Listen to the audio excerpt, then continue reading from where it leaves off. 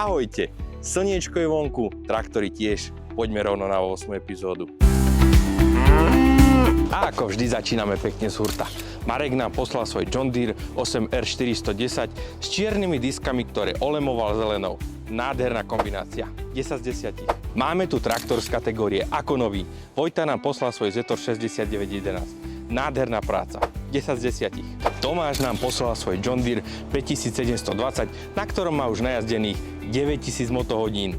Krása, 8 z 10. Štepán nám poslal svoj New Holland T7 260 s návesom Anna Burger, 10 z 10. Tomáš nám poslal kúsok, ktorý sa každý deň nevidí, konkrétne McCormick D324. Krásny traktor, 8 z 10. Roman si hrdo stojí za svojím traktorom Zetor 7245 s čelnými ramenami, 8 z 10. Tomáš nám poslal svoj Zetor 7245 s čelným nakladačom ako zhrňuje. Nádherná kombinácia, 8 z 10. Petr doma na prácu používa svoj Zetor 3011. Krásny kúsok, 8 z 10. Krásne lemovanie ledkami. Ondra má doma Case IH Maxum 150. 9 z 10. Slovák či Francúz? Peter si doma urobil vlastný traktor s motorom z Peugeota 107. Krásna robota, 7 z 10. Mirek jazdí na tejto legende, konkrétne Steyr 9270. Nádherný kúsok, 8 z 10. Tomu sa povie nostalgická žatva. Peter má doma Zetor 6911, za ktorým kosí historický klas.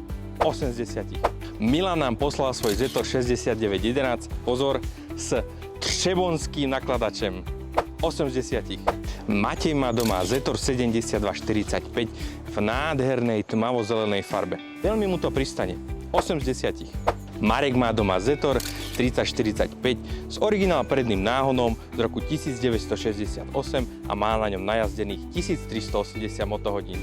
Krásny kúsok, 7 z 10. Závesy a LED svetlá. Marcel si vymazlil svoj JCB Fast Track 3185. 8 z 10. A teraz ruku na srdce. Komu sa to ešte nestalo? Lukáš zapadol na svojom McCormicku X7. 8 z 10. Čistá nostalgia. Juraj nám poslal svoj Zetor Super 50 pri zbere malých balíkov. 7 z 10. Tomu sa povie brigáda pri chmele.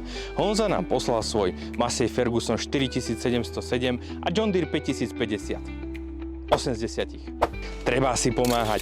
František na svojom Steyri MT ťahá John Deere 1110. 8 z 10. Viem si predstaviť, ako tento traktor lieta po poli. Konkrétne Fendt 824 Vario, ktorý nám poslal Dominik. 10 z 10. To bola nádielka. My sa už tešíme na vás v ďalšej epizóde. Čaute.